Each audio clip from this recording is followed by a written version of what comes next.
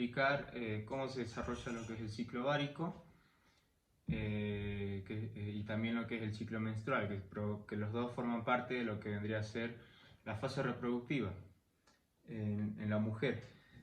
Bueno, el ciclo ovárico, antes que nada, la fase reproductiva, estas fases comienzan con en la pubertad en la mujer a partir de los 13 años.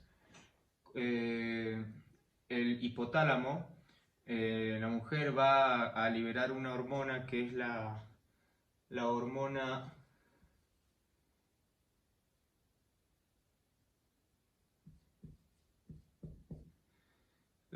liberadora de gonadotropinas. Esta hormona va a estimular a lo que es, por medio de unos capilares, va a llegar a lo que es la hipófisis y va a estimular a la adenohipófisis para que ésta produzca otros dos tipos de hormonas, que son la folículo estimulante y la hormona luteinizante. Y estas dos hormonas a su vez van a tener lo que vendría a ser acción en lo que vendrían a ser los aparatos reproductores femeninos, en lo que son en las trompas uterinas, en el ovario, en el útero, y también van a tener participación en lo que vendría a ser el desarrollo folicular para la formación del ovocito maduro. Bueno, ahora sí, una vez explicado eso, la hormona, también tengo que aclarar que la hormona folículo estimulante va a ser la encargada de estimular, de generar estímulos para la producción de lo que vendrían a ser estrógenos en los folículos que van a ir desarrollándose, y la hormona luteinizante va a estar encargada de estimular al cuerpo lúteo para producir lo que vendría a ser progesterona. Entonces tenemos que, una vez ya explicado esto, empezamos con el ciclo ovárico. El ciclo ovárico comprende tres fases, que son: una es la fase proliferativa, está acá ilustrada; otra es la fase de ovulación, y otra es la fase luteínica o la fase lútea. Primero, en la fase proliferativa, tenemos que la folículo estimulante, esta hormona va a hacer que el ovario produzca de 1 a 5 células foliculares, las cuales de estas solamente va a madurar una sola se va a llegar a desarrollar y convertirse en un folículo maduro, para que al ovocito que contenga sea capaz igual de expulsarlo fuera del ovario. ¿Y cuál es el desarrollo de este folículo que va a madurar junto al ovocito primario? Tenemos que la hormona folículo estimulante, la luteinizante, la folículo estimulante, en las primeras etapas de proliferación de lo que es el ovocito junto a las células foliculares, va a actuar esta hormona, la folículo estimulante. Primero vamos a tener a un ovocito con lo que vendría a ser una capa delgada, una capa plana de células foliculares.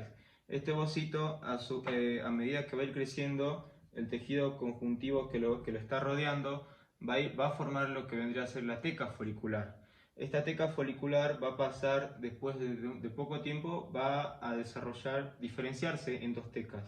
Una que es una capa pseudoestratificada, una capa pseudocapsular, o también llamada la teca externa, que es la de afuera, y la otra capa, la interna, va a ser denominada como una capa vascular y glandular, o sino también como una capa, la capa interna de la teca.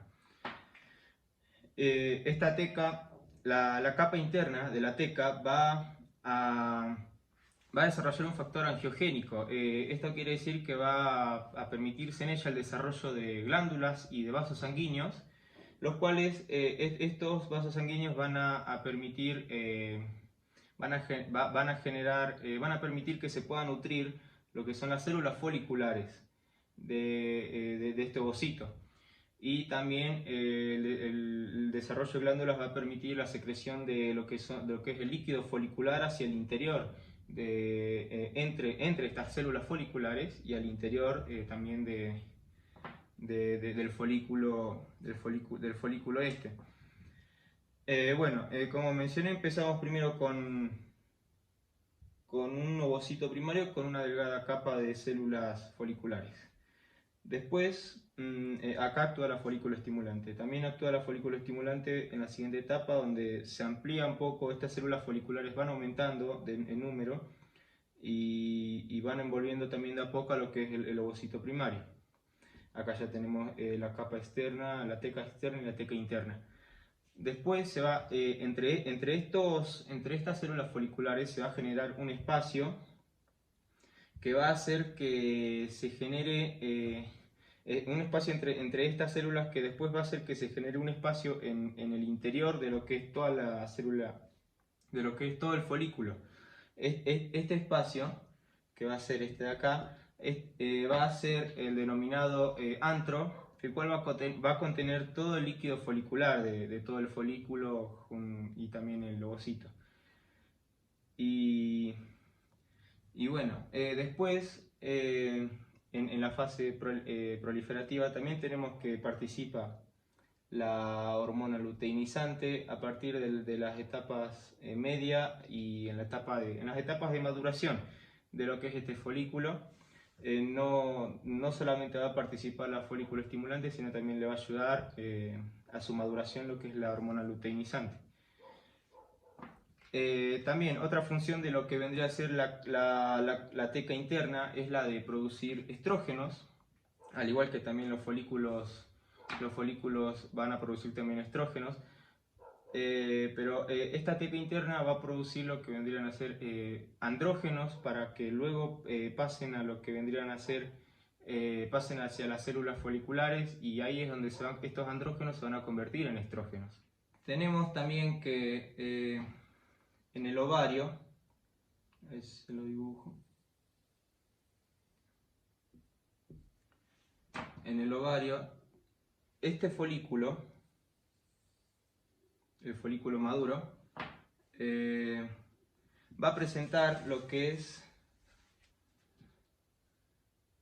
va a seguir creciendo de tamaño y va a presentar una prominencia, la cual va a ser denominada como un estigma. A medida que también va a seguir creciendo este folículo.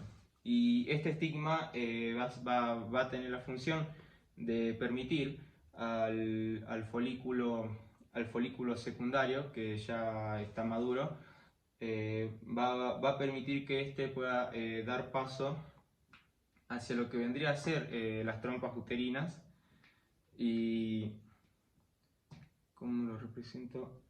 Le daría paso hacia, ahí están las fimbrias, le va a permitir un medio de salida al folículo secundario, para que pueda pasar hacia lo que son las fimbrias y de allí pueda continuar su camino en la siguiente fase de la ovulación. Continuando con lo que es la ovulación, ahora sí, tenemos al ovario por un lado y a la trompa uterina, la fimbria.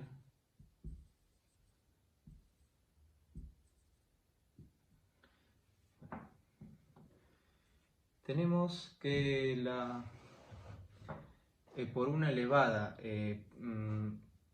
por una elevada cantidad de lo que vendría a ser la hormona folículo estimulante y la hormona luteinizante, el folículo maduro, como ya dijimos, va a generar lo que vendría a ser una prominencia, una zona sobresaliente de él,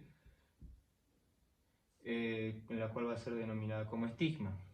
Este estigma, al parecer, se va a desarrollar, esta vesícula se va a desarrollar con forma de quiste por la elevada producción de lo que vendría a ser la hormona luteinizante, la cual cuando supere su límite, entre las 12 y 24 horas después, se va a romper. Esta vesícula se va a romper y va a permitir que el ovocito que el ovocito secundario que se encuentra dentro, junto con las células del cúmulo ovígero, primero se van a desprender del folículo principal.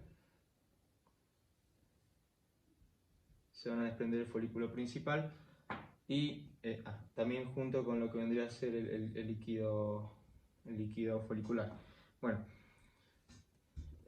como dije, la hormona luteinizante, por una elevada concentración de esta, cuando alcance su nivel máximo entre las 2 y 24 horas después, primero vamos a tener que el ovocito junto con algunas células del cúmulo ovígero se van a desprender del folículo primordial.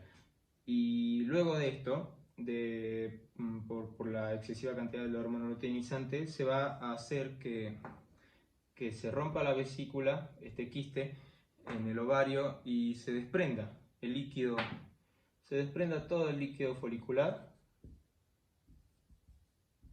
Se desprenda todo el líquido folicular y hacia las fimbrias de lo que vendría a ser la trompa uterina y se expulse, ¿no? Todo esto se va a expulsar junto con el ovocito, con el cúmulo ovígero, se va a expulsar junto con lo que vendría a ser el líquido folicular. Una vez ya expulsado,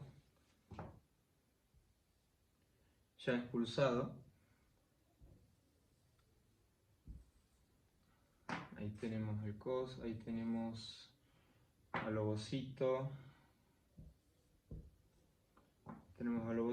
con el líquido folicular, ya está se expulsa. Tenemos que quienes van a participar en la señalización de este ovocito durante todo su transcurso van a ser las proteínas sinasas 3 y 1, activadas por mitógeno. Van a ser quienes regulen lo que es la señalización del ovocito que se controla la ovulación. Por otro lado, también tenemos que de la matriz se van a generar lo que son las plasminas y metaloproteínas, quienes van a permitir la rotura de lo que vendría a ser el folículo del ovocito. Bueno, después es así como se desarrolla la ovulación, es así se produce el desprendimiento del ovocito por parte del ovocito de dentro del ovario hacia lo que vendría a ser ya las trompas uterinas. Ya acá es captado por las fimbrias de la trompa uterina, después llega al fundíbulo y para llegar así hacia el que vendría a ser la ampolla de la trompa uterina, para esperar a lo que vendría a ser la fecundación del espermatozoide. Una vez explicado esto, tenemos también que la estructura de lo que vendría a ser el ovocito está formado por una zona pelúcida, el citoplasma de la membrana plasmática del ovocito. Esta está rodeada por una denominada zona pelúcida, la cual va a estar conformada por 3 glucoproteínas, que son las ZPA, ZPB y ZPC. Estas glucoproteínas van a generar una red de filamentos con múltiples poros en la zona pelúcida. Y a esta zona pelúcida la van a rodear lo que son una o más capas de lo que vendrían a ser células foliculares, así, y estas van a disponerse radialmente en lo que vendría a ser todo el ovocito y toda la zona pelúcida, formando así lo que vendría a ser la corona radiada del ovocito. Y bueno, tenemos también en el libro se menciona una parte que el proceso por el cual el espermatozoide va a llegar a lo que es el ovocito tiene que pasar por la corona radiada, después por la zona pelúcida, y esto va a ser, el libro nos lo menciona como un proceso complejo, porque no parece algo tan fácil, pero a su vez no, porque es todo un proceso que lleva a la degeneración de partes del espermatozoide y es complejo. Bueno, y finalizando con lo que es la fase lutéinica de lo que vendría a ser el ciclo ovárico. Tenemos, de nuevo dibujamos el ovario, y en el ovario nos queda la capa del folículo, ovárico, y también nos queda también la teca folicular. Esta estructura se va a moldar se va a ajustar y se va a moldar a lo que vendría a ser una serie de pliegues, y esa estructura se atrofia y forma una serie de pliegues, las cuales por la estimulación de la hormona luteinizante se va a transformar en lo que vendría a ser en una estructura glandular, una formación glandular que va a secretar otras hormonas, que son una cantidad de estrógenos y también lo que vendría a ser progesterona. Cuando comienza a secretar progesterona, va a estimular, va a causar que las glándulas endometriales se encarguen de secretar se van a encargar de secretar lo que vendrían a ser secretar y preparar a lo que vendría a ser el endometrio para lo que vendría a ser la implantación de lo que es el blastocisto.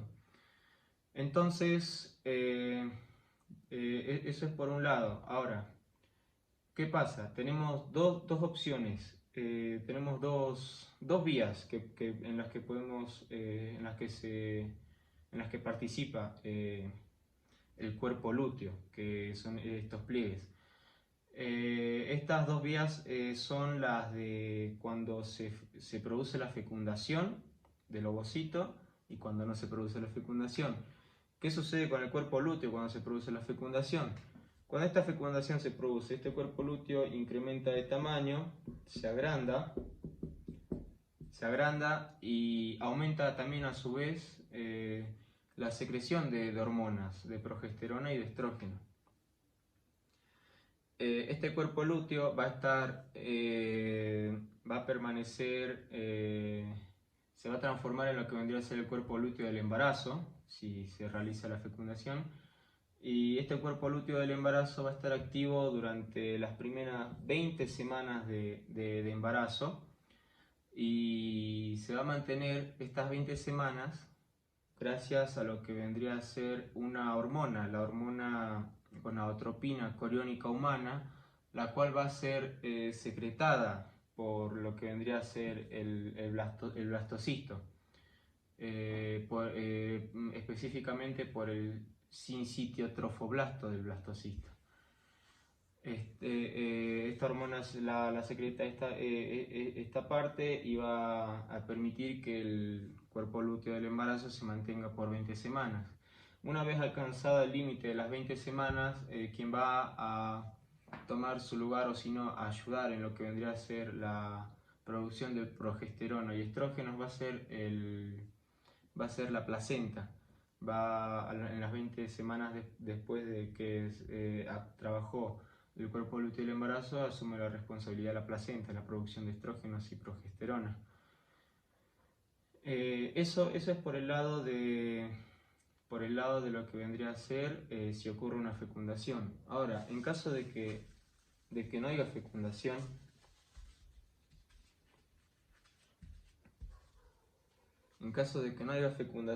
tenemos que el cuerpo lúteo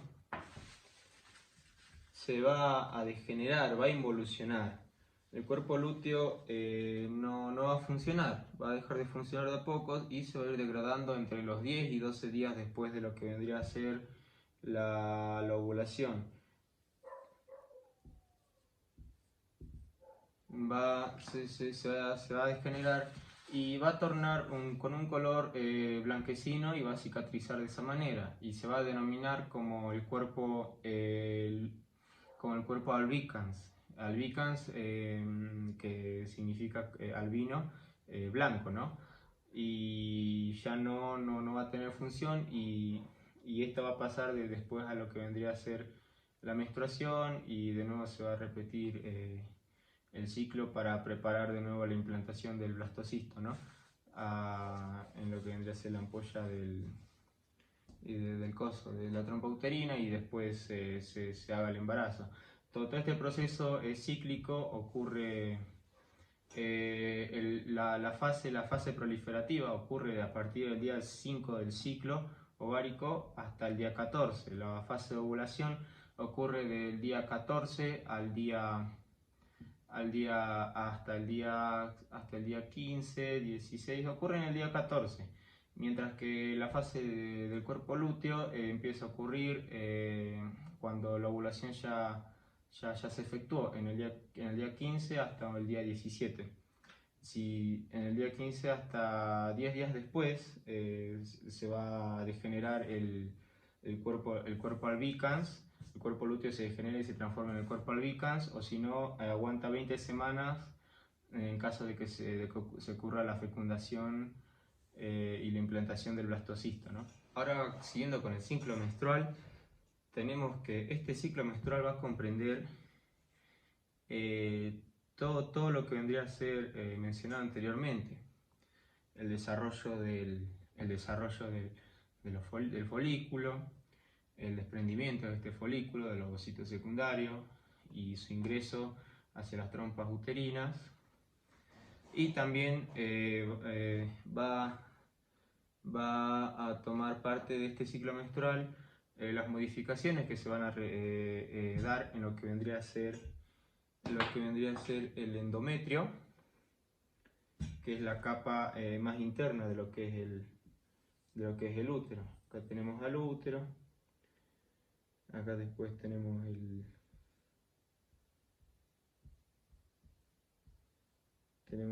conducto vaginal de la mujer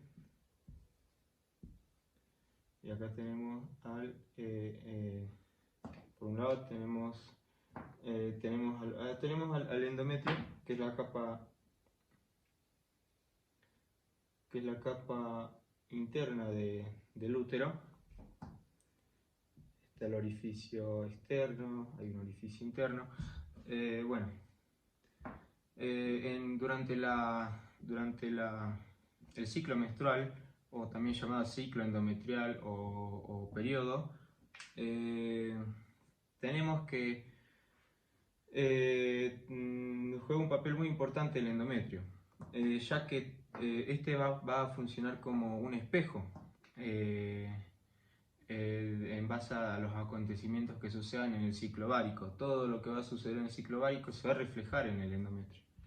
Y bueno, el ciclo menstrual se inicia a partir del día 1, donde ocurre el desprendimiento del flujo menstrual. Es el día 1 el ciclo menstrual. Y este ciclo menstrual tiene una duración de lo que vendría a ser un promedio de 28 días. Y en el 90% de las mujeres este promedio de duración varía de entre 23 días y lo que vendrían a ser 35 días. Todo esto, todas estas variaciones se van a deber a lo que vendrían a ser modificaciones en la fase proliferativa del ciclo menstrual. y esto se debería al consumo o de drogas y fármacos, o si no también a las respuestas del organismo de cada mujer ante el ambiente en el que se encuentra, porque ya que tenemos que tener en cuenta que cada organismo es distinto, no todas las personas reaccionan de una misma manera a cada acontecimiento que sucede en nuestro cuerpo. Bueno, el ciclo menstrual tiene distintas fases. Ahora vamos a empezar con la fase menstrual. Esta fase menstrual la fase menstrual comienza en el día 1 del ciclo menstrual, con el ya mencionado flujo menstrual. Es cuando les comienza el periodo a las mujeres. En la fase menstrual, junto con lo que se va a desprender, va a ser la capa del endometrio que va a crecer, se va a engrosar, esperando a la fecundación, a la implantación de lo que vendría a ser el blastocisto. Debido a esta se engrosa, y bueno, como no se produjo fecundación, no hay blastocisto, esta capa se va a ir desprendiendo junto con flujos sanguíneos para formar el flujo menstrual. Esto va a suceder, va a tener una duración de entre 3 a 5 días, también varía en cada mujer. Y bueno, esta es la fase menstrual. Ahora tenemos la otra fase. Después de lo que vendría a ser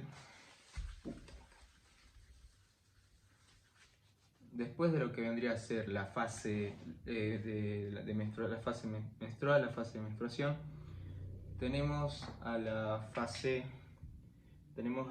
proliferativa. Acá tenemos al útero. En la fase proliferativa, que es la que le sigue a la fase de menstruación, va a durar alrededor de 9 días. En esta fase el endometrio va a duplicar o triplicar su contenido su grosor y su contenido en agua. En esta fase coincide con lo que vendría a ser la fase igual proliferativa del ciclo ovárico, con la formación de los folículos ováricos, y en esta fase va a estar controlada por lo que vendrían a ser los estrógenos que secretan estos folículos ováricos. Sin más que decir, en esta fase también ocurre que las glándulas uterinas van a empezar a multiplicarse, y se va a producir un alargamiento en lo que vendrían a ser las arterias espirales que se encuentran en la capa compacta de lo que vendría a ser la capa compacta del endometrio. Bueno, ahora en la fase luteínica, esta va a tener una duración de aproximadamente 13 días. En esta fase tenemos que esta fase coincide con lo que es la formación, el desarrollo y el crecimiento de lo que vendría a ser el cuerpo lúteo, y también con su función. Ahora, debido a lo que vendría a ser la producción de progesterona y estrógenos por parte de lo que vendría a ser el cuerpo lúteo, en esta fase, en la fase luteínica, va a ser donde el endometrio se va a preparar para recibir a lo que vendría a ser el blastocisto. Va a seguir aumentando su grosor por la cantidad de tejido conectivo que se va acumulando en el endometrio, y se va a producir un ensanchamiento, aumento de tamaño y de lo que vendrían a ser las glándulas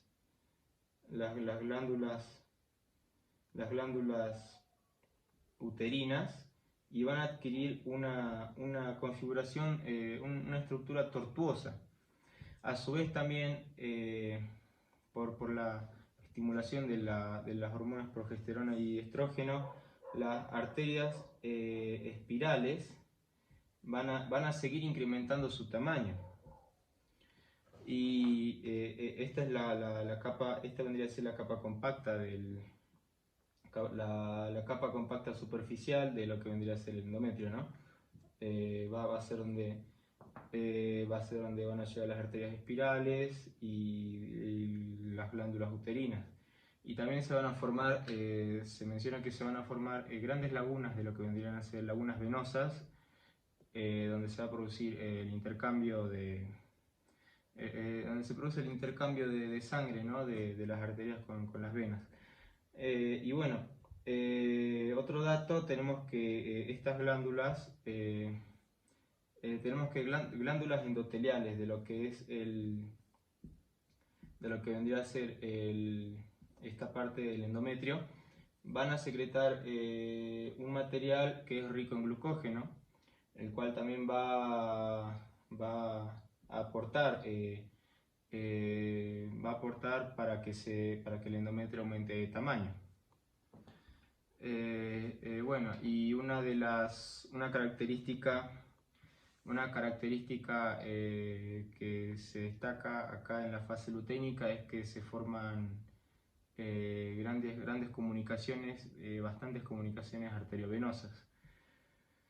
Y bueno, la fase luténica, en caso de que no se produzca fecundación, el cuerpo lúteo se va a degenerar, como ya mencionamos.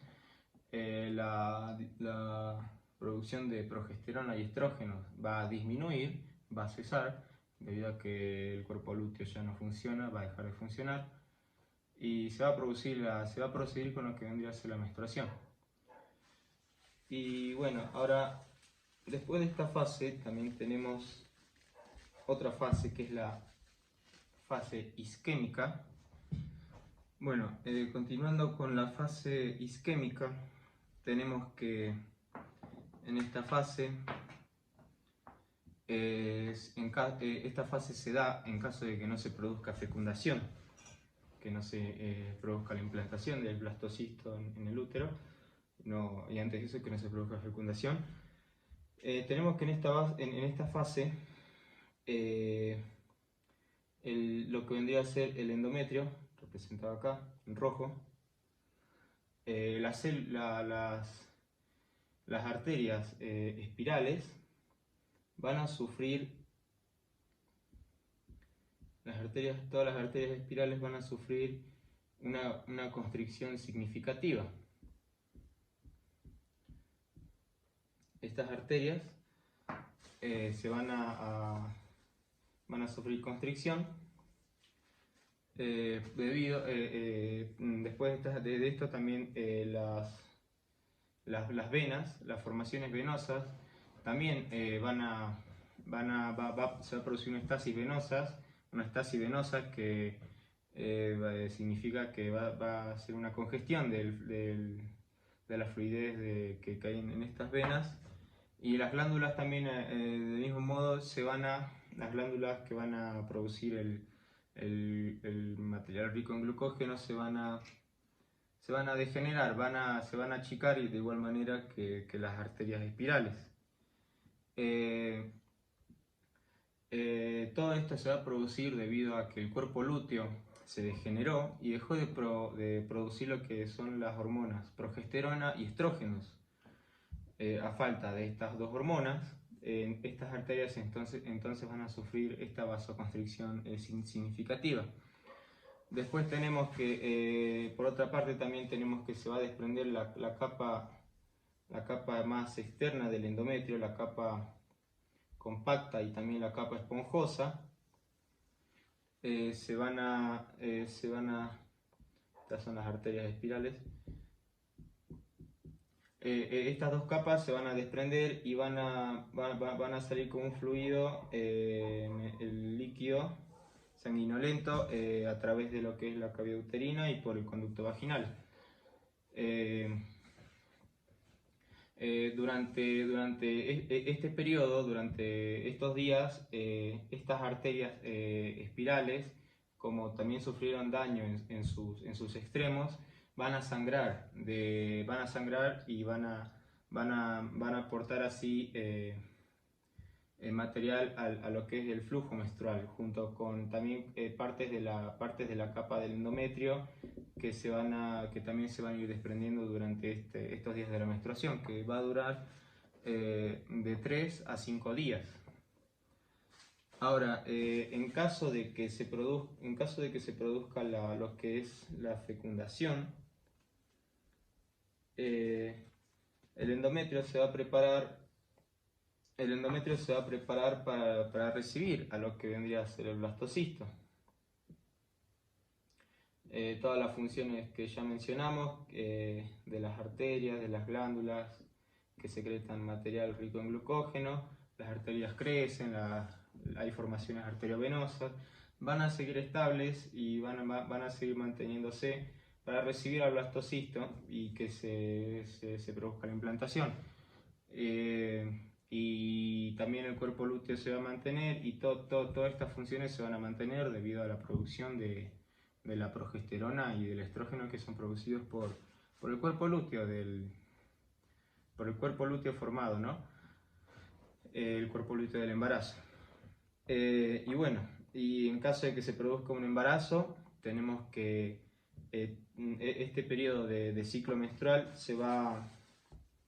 este periodo de ciclo menstrual se va a parar por un periodo de 9 meses aproximadamente. Se para y 9 meses, 46 a 50 semanas, el ciclo menstrual se va a detener. Y después de este ciclo menstrual, cuando se produce el nacimiento, el alumbramiento, el nacimiento del producto, tenemos que las mujeres van a experimentar, van a volver a realizar, su organismo va a volver a realizar todo este ciclo menstrual 6 semanas después del embarazo, si no lactan. En caso de que lacten, estaríamos hablando de como un método anticonceptivo que se utiliza, que es el MELA, que se utiliza durante los 6 primeros meses después de dar a luz. La mujer tiene que lactar para que no se pueda producir el embarazo y también no se va a producir lo que es la menstruación durante este periodo de tiempo.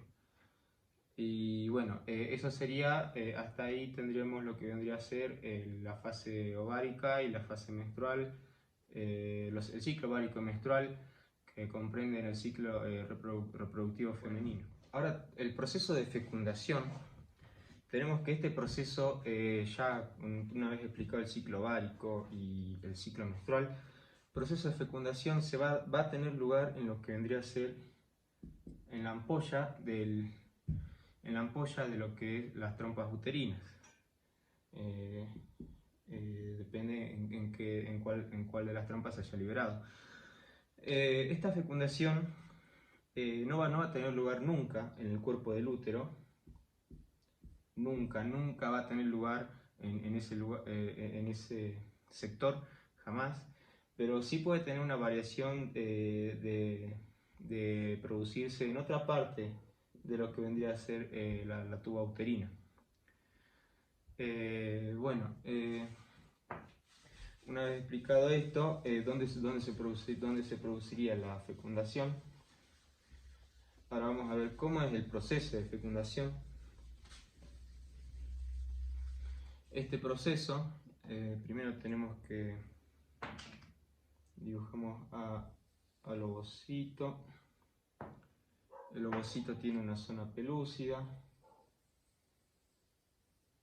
y por encima de la zona pelúcida tenemos a la corona radiada, que está compuesta por células foliculares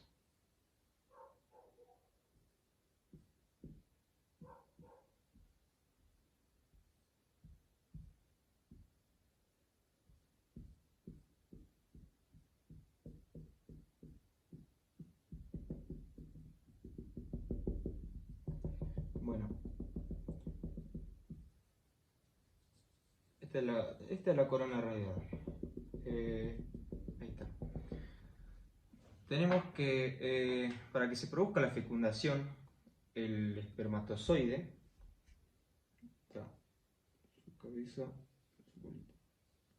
el espermatozoide tiene que pasar por estas tres estructuras. Ahora, para pasar primero la primera barrera, que es la corona radiada, el espermatozoide, el acrosoma del espermatozoide, se dice que al parecer va a liberar hialuronidasa, que es una enzima que va a permitir que que las células foliculares de la corona radiada experimenten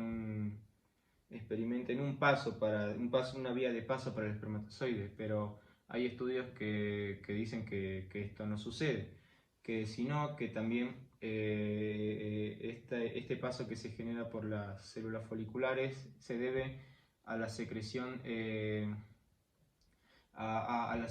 de un líquido que se secreta en lo que son las tubas uterinas, del moco que se secreta en las tubas uterinas. Este líquido va a tener acción, va a ayudar también a lo que son las células foliculares para que le abran paso al espermatozoide.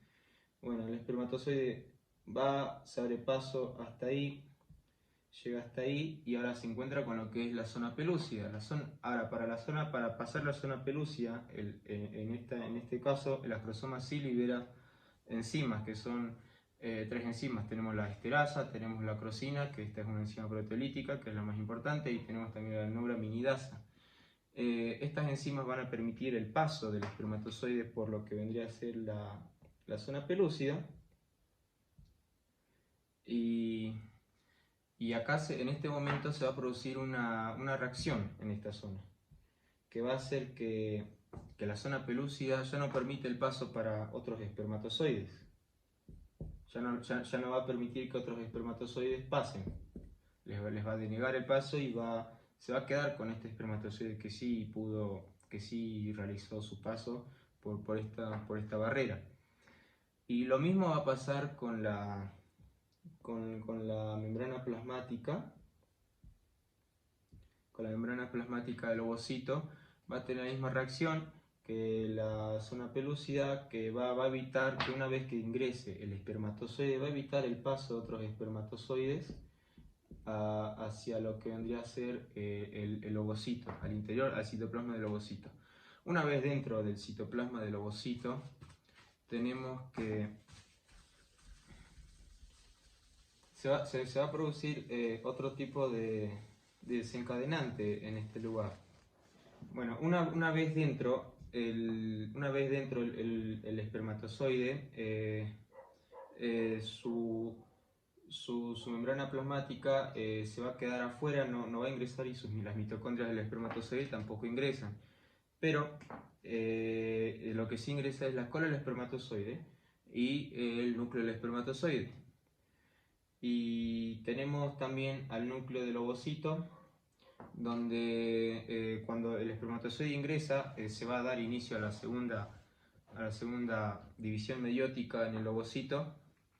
Se va a dar lugar a esto gracias al ingreso del espermatozoide, y también se va a producir una descondensación de lo que son los cromosomas del núcleo del ovocito, y se va a formar lo que es el pronúcleo femenino con los cromosomas descondensados, y también se va a dar la formación de un segundo corpúsculo polar. Así se produce el pronúcleo femenino. Ahora, con la descondensación de los cromosomas del núcleo del ovocito. Ahora, el espermatozoide, el núcleo del espermatozoide va a crecer de tamaño igual, y se va a dar a la formación y la cola del espermatozoide se va a degenerar, se va a degradar, y esto va a dar lugar a lo que es el pronúcleo masculino. Ya tenemos un pronúcleo femenino y un pronúcleo masculino. Posteriormente a esto se va a dar, también se da lo que es la formación de un corpúsculo polar, Después de esto tenemos que los núcleos, se produce cariocinesis, los núcleos se degeneran y se forman dos usos meióticos, donde vamos a tener la mitad de la parte de los cromosomas va a ser del padre y la otra mitad de los cromosomas va a ser de la madre. Y vamos a tener la formación de un uso segmentario que va a ser quien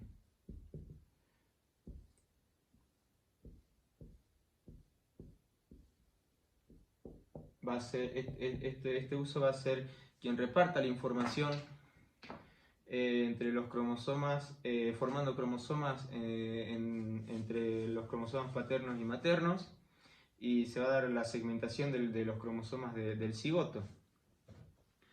Una vez que se realice todo este proceso va a ser fundamental para lo que va a ser la herencia biparental y también para lo que va a ser la variabilidad genética, ya que el resultado de este proceso, de esta metafase, va a ser distinto al resultado resultados en los que se producían en las divisiones meióticas en el cuerpo de los progenitores, del padre y de la madre. Por eso se dice que este cigoto es único. Y luego de esto también tenemos que tener en cuenta que para determinar si el embrión vaya a ser, una vez ya hecho todo esto, si el embrión vaya a ser femenino o masculino, ya sea varón o mujer, tenemos que fijarnos que el espermatozoide en su información cromosómica va a depender de si tiene va a depender si tiene un cromosoma X o si tiene un cromosoma Y.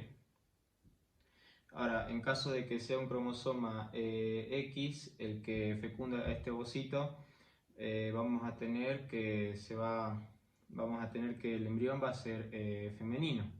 Vamos a tener una composición cromosómica de 46 XX. Ahora, en caso de que sea fecundado por un espermatozoide femenino, masculino, con cromosoma Y, vamos a tener una composición cromosómica de 46XY y el embrión va a terminar siendo masculino. Y todo esto sería el proceso de fecundación, y junto con los procesos de ciclo ovárico y ciclo menstrual de los ciclos reproductivos femeninos.